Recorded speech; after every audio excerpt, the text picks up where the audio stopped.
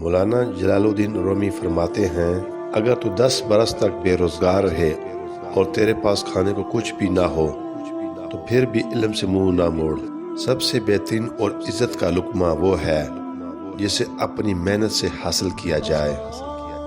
اللہ کا ہر فیصلہ عقل اور انصاف پر مبنی ہوتا ہے، اس لیے حرف شکایت کبھی لب پہ نہ لاؤ۔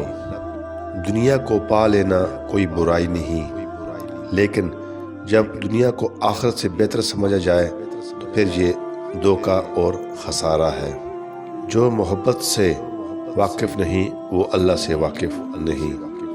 آپ کا خوش رہنا ہی آپ کا برا چاہنے والوں کے لیے سب سے بڑی سزا ہے۔ جس رفتار سے تیرا مرض بڑھتا چلا جائے تو اسی رفتار سے اس کا علاج کر۔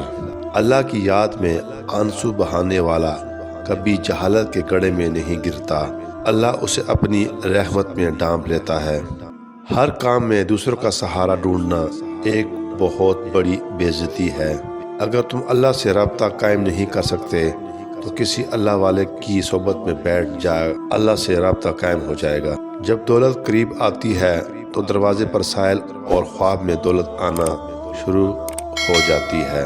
انسان کو آخرت کے اندر کامیاب ہونے کا صرف ایک موقع ملتا ہے اور وہ ہے زندگی۔ اس کو برے کاموں میں ضیاع مت کرنا۔